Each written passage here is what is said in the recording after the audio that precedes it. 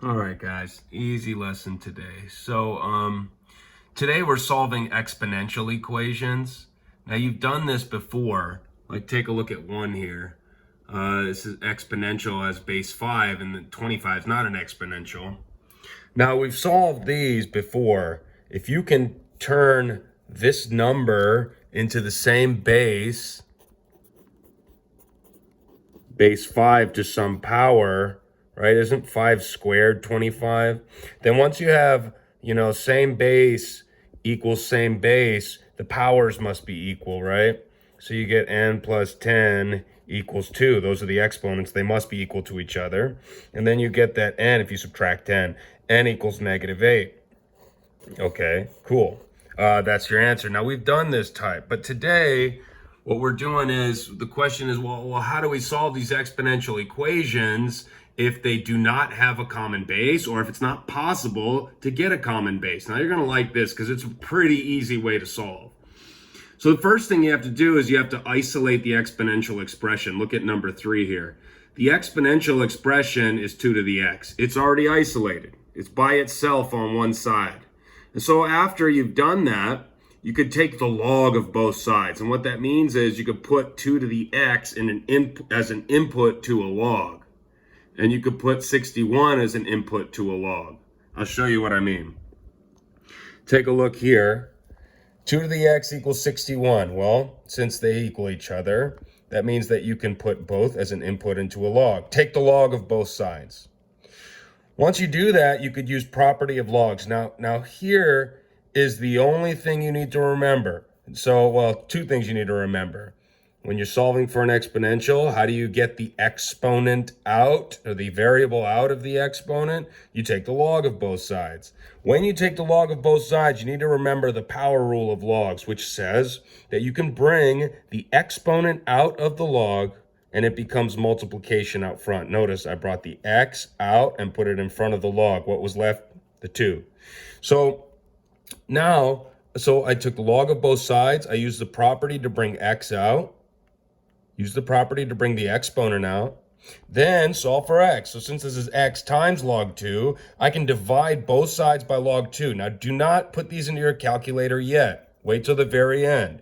The good thing about taking the log of both sides is your calculator knows how to find logs, like common log, right?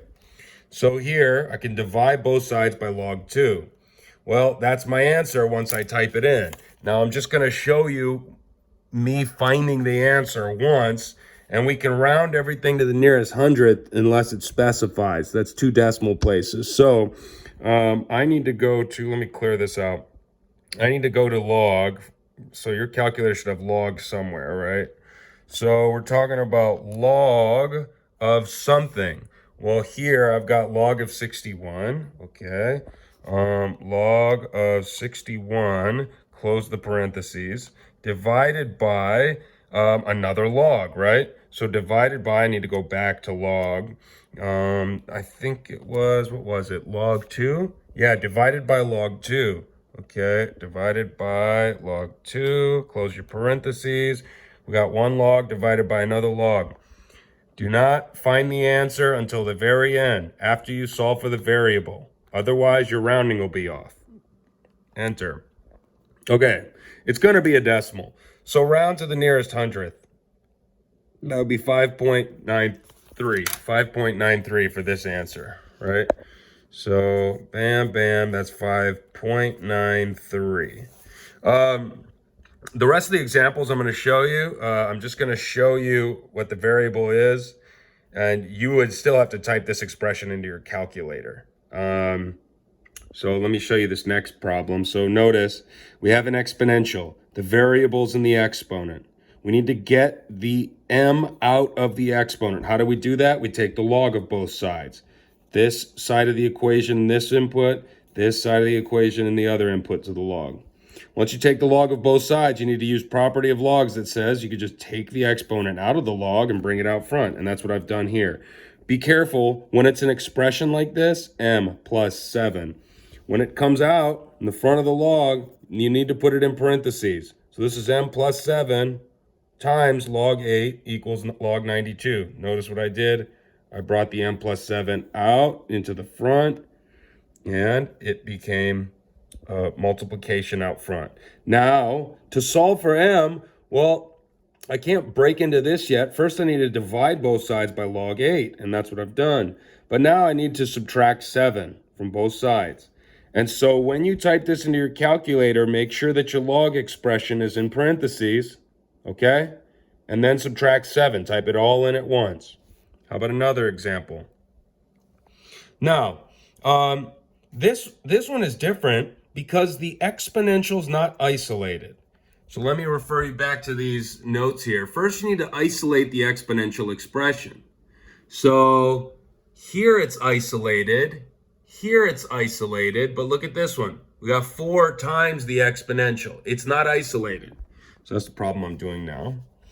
So to isolate it, I need to divide both sides by 4. Dividing is the opposite of multiplying by 4. So when I divide 148 by 4, I get 37. Now that my exponential is isolated, I could take the log of both sides. When I do that, use the property that says I can bring the exponent out, divide both sides by log 7, and that's what n will equal. Of course, I'd have to type this into my calculator. Another example. Notice, the exponential is not isolated. And actually, you know what? Let me bring you back to these steps here. So step 3 was expand, but all they mean is use the power rule. All they mean is bring the exponent out. But step 4, solve and check for extraneous solutions. Now, an extraneous solution is a solution that won't work. And let me sum it up for you here. If you have something to a power and it equals either 0 or negative, that will not work because exponents, no matter what they're raised to, about 5 cubed, they will never equal 0. They will never be negative. Exponentials will never equal 0 and never be negative. So take a look at this example 5. Now, I need to isolate my exponential. There's a lot of stuff going on here. This whole thing here is one term. I need to get the exponential by itself, though. So first I need to subtract 7 from both sides. I get negative 70. Then I need to divide by negative 2. The exponential is not isolated yet. So I divide both sides by negative 2. This becomes positive.